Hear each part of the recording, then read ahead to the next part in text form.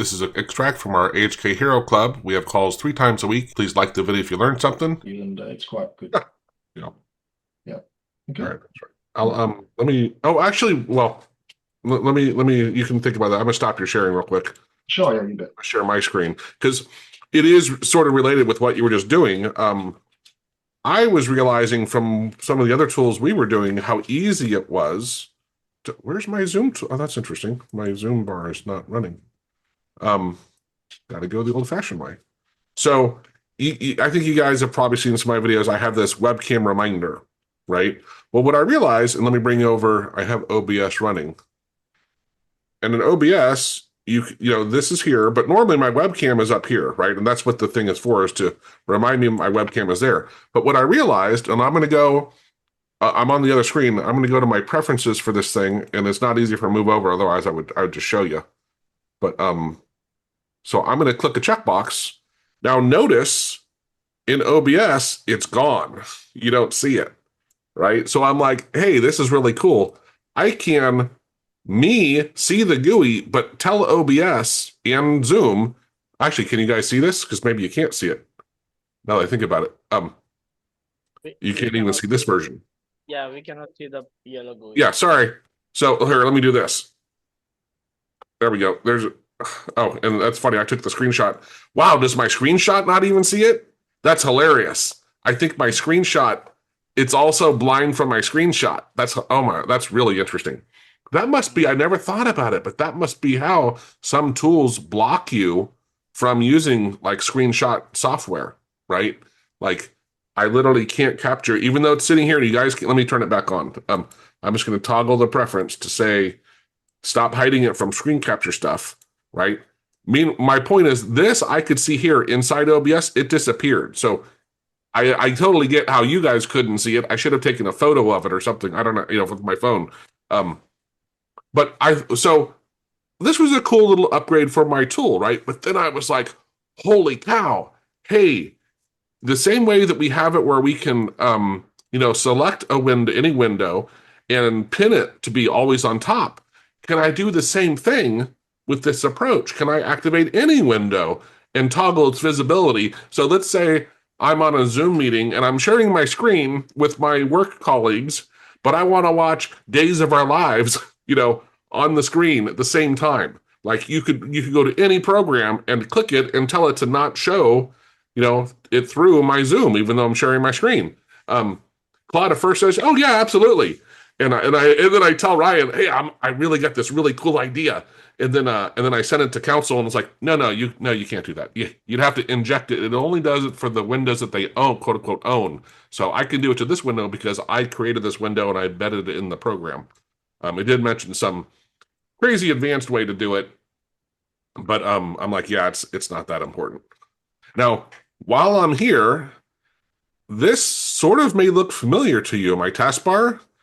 But last week, I was talking with Ryan and Kenneth, and at first I had an idea of like, hey, AI is amazing. Can I get AI to rewrite Explorer patch in AutoHotkey? And I gave it the Git repository, and it said, absolutely not. Everything came back like, nope, no way. So I'm like, oh. And then I thought about it for all of a sudden, I'm like, well, wait a minute. I asked a bad question. What if I just said, hey, can I create Explorer taskbar, like a taskbar, similar to the Windows taskbar with AutoHotkey? And it's like, absolutely. So this is my taskbar. It's not the Windows taskbar. I could bring the Windows one over, and I think mine will shift over too. Yeah. So I'm working on it. It's not done yet. But what's really cool is now, because I think I saw Kenneth join. Now, anyone who has AutoHotkey, they can do this right side taskbar also. They don't have to have a compiled program, right? They obviously have to still have AutoHotkey exe, but it's far less intrusive.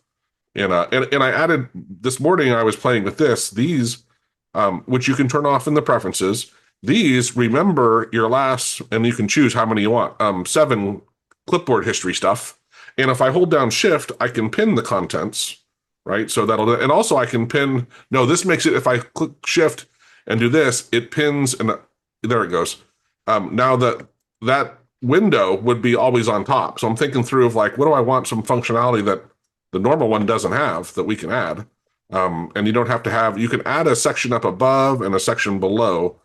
And then here was the really tricky part. I was kind of bummed. Extremely bummed out. But the window tray, apparently now in Windows 11, before it was easy, but in Windows 11, the system tray is like baked into Explorer at such a deep level.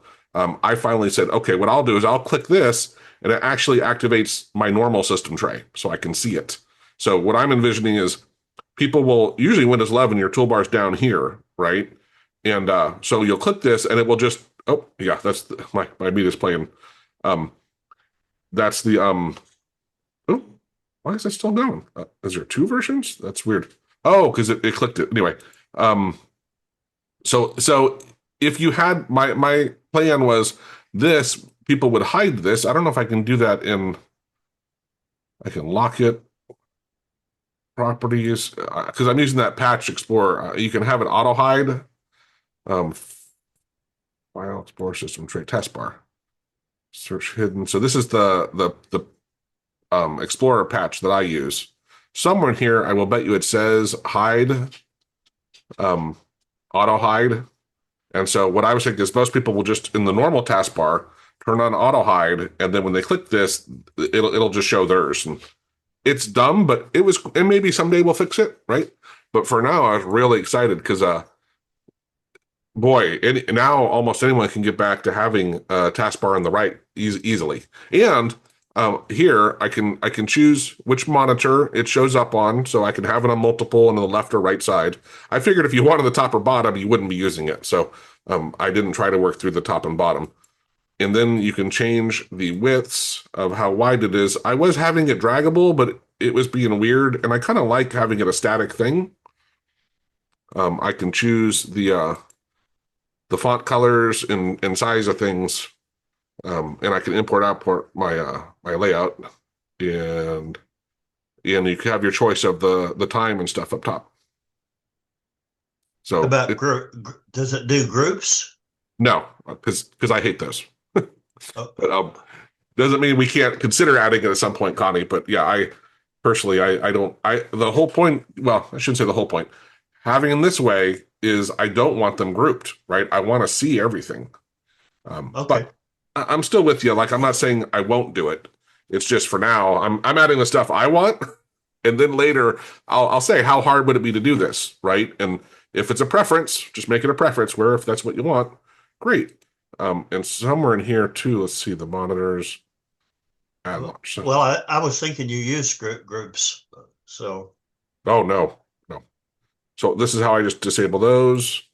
So now I don't have if you don't want it watching your clipboard, then that's gone. But yeah, I think overall I'm stoked. I have it. It's really cool that I'll have full control over this, even though I like Explorer Bar a lot, but it's still wholly different when you have the source code, right? And you can do the changes that you want in the way you want them. So yeah, that was that. Really cool. So you said earlier that Explore our huge library of 466 plus hours of recorded AHK tutorials. Watch, rewind, and master tricks at your own pace. Members enjoy a sweet 25% discount on everything we offer, from in-depth courses to ready-made scripts and pro services.